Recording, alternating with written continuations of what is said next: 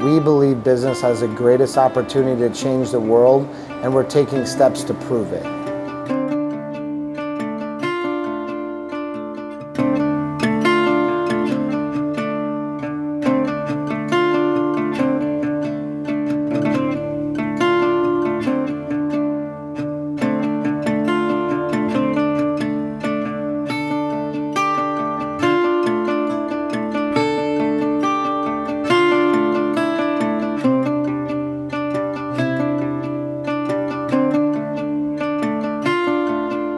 When we got to La Mina, it was exactly what I thought it would be, to be honest. A lot of dirt, a lot of garbage, and incredible poverty. It was true poverty. It was truly nothing. It was really something that I've not seen before. And the irony of it all is I came on this trip to make a difference in other people's lives, and it seems like everyone here has made more of a difference in mine. I don't know the mixture. I've never actually. We're going to La Mina. It's very rural. It's hot out there. So there's a family there that we're going to pour the floor of their house, and that way they have a concrete floor. We'll also have paint there. When you go to a community like this, people are struggling financially, and so pouring a floor is a big deal. And also painting houses out there is a big deal. It might be a house that isn't built structurally very well, but you put on a fresh coat of paint on it, people are really happy. And if you don't have money to feed your kids, you're never going to paint your house. These kids just absolutely were beautiful souls with an appreciation and a value for life that I couldn't see anywhere in New York where I'm from. You know, people just are so hell-bent on their material priorities, and then you have these kids that were just so happy to be around and telling me not to leave already after just a few interactions, just seeing me give them my full-hearted attention.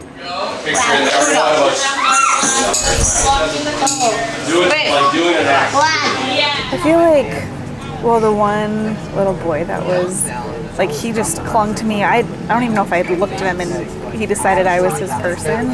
Like, that doesn't happen in real life. Like, you have to earn trust of children. But he trusted me, and we played the same game 100 times over and over again. And when I left, he hugged me, like, you know, like you tell your 5-year-olds, like, make sure you hug grandma before you leave, and they just kind of do it. This kid clung on to me, and it just, like, made me just worried that he doesn't get the hugs, he doesn't get the attention, he doesn't get to play games and learn how to count, and he doesn't get that. Anjali, she outsassed every sassy person that I've ever met. And it was just effortless. She jumped on my lap and gave her my cute heart sunglasses. I got to play around with her. We danced a little bit, played some instruments. And then Cesar was the other kid who loved Manny, and I was able to help translate a little bit of that, and thus I also started connecting with Cesar. And he just followed us and was like, I want to work, whatever you're doing, I want to do. And so I gave him my gloves, we were painting, he was holding the ladder. I mean, just the spirit. The spirit he had was so genuine and so full of life in this place where everything seemed so dead. It was beautiful, and he was asking us, you know, can I come with you to the States? If you come back tomorrow, I'm gonna come back with my backpack and my stuff. And I asked him, what about your dad and your mom and your siblings? He said, I'll come back for them. I need to go to the States, get some job, and I'll come back for them for a better life. And this kid couldn't be 8 or 10 even. So Cesar's was a very bright light in that place that truly was so dark. Even the houses and the dirt, right? It's just, there was barely any color, and he brought a beautiful, beautiful light to that place. I came here to teach them that there's a human out there that cares about you. He doesn't need anything from you. He doesn't want anything from you. He doesn't know you, but you're a human being who, like any other human, deserves a fair chance at a happy and pleasant life. There's somebody that they need love, just like I do. And that for a moment I can put my needs down to love them. And maybe guess how they need love or whatever it might be, but hopefully, either it's by me or someone else, they know what it feels like to be loved, even just for a day. Before I even started Dedicated, I had a dream of using business as a platform to help change the world for the better. And when I see everyone here, changing the world starts with yourself. And then you can influence your brother or your sister to something good, and then you can maybe influence families, and then maybe you can influence people groups in towns, and then states and countries, right? And then the world. But it all starts with you. I'm Sean Smith, Dedicated Financial GBC's founder and CEO. I felt led to go to Haiti. Haiti was so impactful in so many ways, but I would say what ultimately was the thing that changed my life and my wife's life and our family's life was meeting Jenica when serving at the home for sick and dying children. She falls asleep in my arms. As she's sleeping in my arms, I look down and I notice that she just has scarring and almost looks like lash marks all up and down her legs and all up and down her arms, and an X carved in her forehead. And unfortunately, voodoo is very prevalent in Haiti, and this girl had clearly been through hell. And in that moment, my heart just started to break, like, how could someone do this kind of evil to this child? And she's hanging on by a thread, and I started to imagine her being my child, and I only had one child at the time. And so I ended up staying most of the rest of the time with her. I just fell in love with this girl. I started to have feelings for this girl as if she was my own child, but then you gotta leave. And I just couldn't wrap my brain around leaving. I kneel down and I say, au revoir, Jenica, mon amour, or goodbye, Jenica, my love. And this little faint voice whispers back to me, au revoir, mon amour, back to me. And I lose it. I'm inconsolable. And it's just something where at that moment I knew I could do more than I was doing to help kids like her. When I started Dedicated, I had this dream to give away that gift to others. That I knew that if people came on a trip with me, they'd have. And this is, our first trip down, and it was just really impactful to see the folks that have come down from Dedicated and from the industry, the impact it's had in them. Going down to Haiti and now Dominican has changed my life, my family's life, the trajectory of my business, the culture at Dedicated. It's changed everything, and it started with making the decision to get outside of my comfort zone, to put all my pre-bias aside and just go and do something. And it's been one of the greatest gifts in my life, and by far and away a defining moment for me and my family. By now you should somehow realize what you got to do. I don't believe that anybody feels the way I do about you now.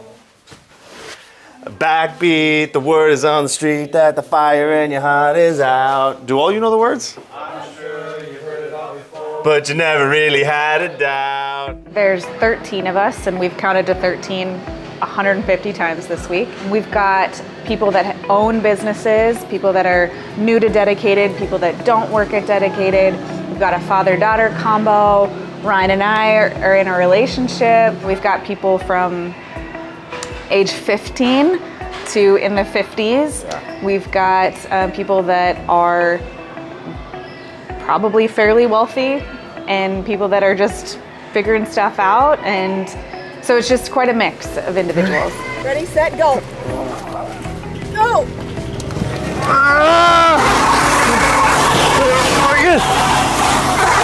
Yeah, we did!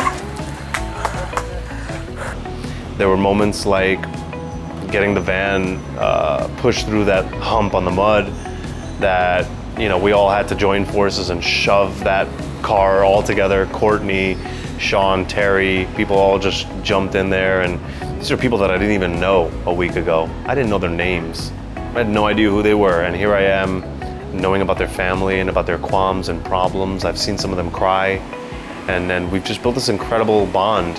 I think that there is some unity in team building through work. It's if you can do the same thing as me and we can kind of go through that struggle together and go through that fight together. Nobody quit, nobody said no. You stood shoulder to shoulder with me. Whether we finished it or not, I give the people around me respect for doing that. One of the parts that I cherish is that you come into this as strangers, you might be friends, you might be coworkers, but you leave as brothers and sisters in Christ. And that is experiences that you'll have for your life. These people will be your friends for the rest of your life.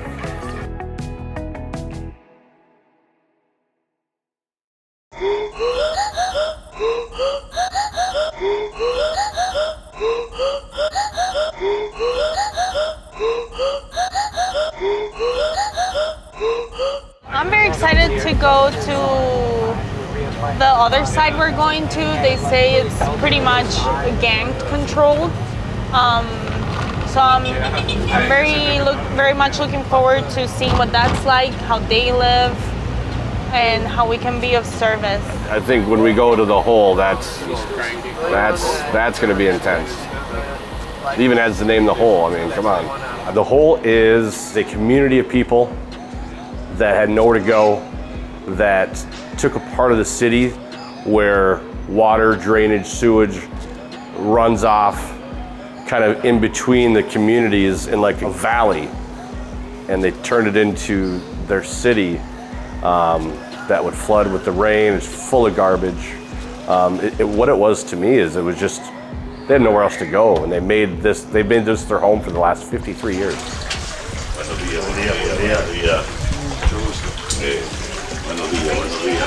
You know, I was actually pretty scared to go into the hole. And when I got there, it was worse than I thought it would be.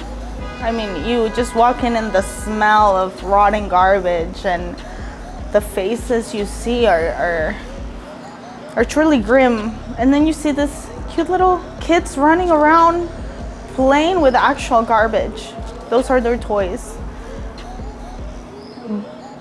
But there was such a beautiful innocence to them. Let it go. Let it go. I'm a brand new mom. I have an 8-month-old at home, and I couldn't help but think if my child was in this situation, you know, and how blessed he is and how blessed we all are. And I need to ensure that my child grows up to know how blessed he is, and not only that, but his responsibility as a human being to take care of others. So I go back home as a better mom.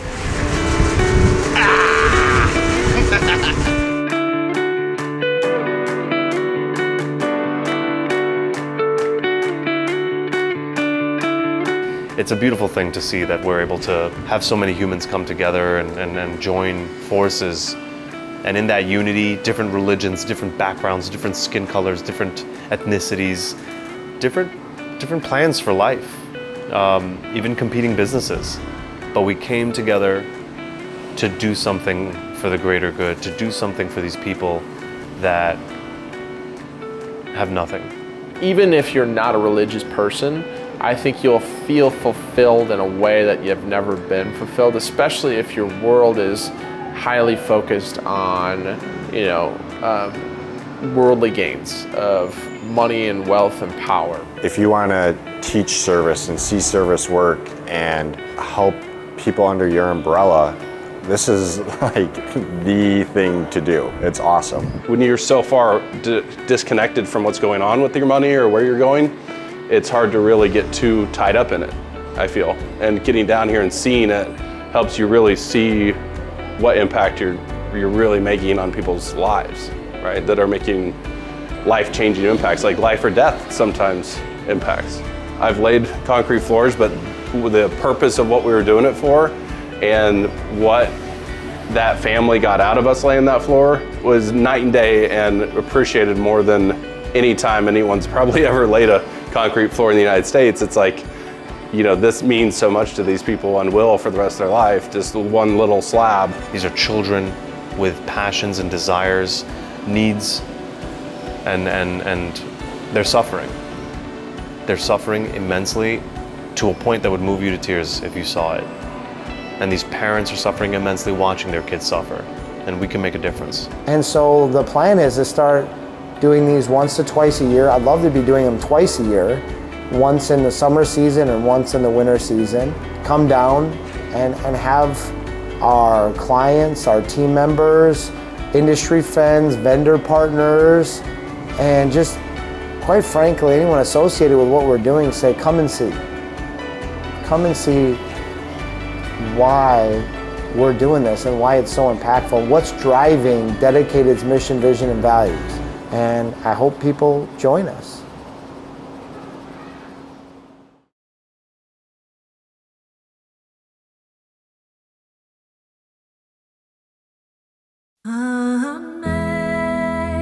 Amazing grace, how sweet the sound that saved a wretch like me. I once was lost, but now I'm found. Was blind, but now I see. Was blind.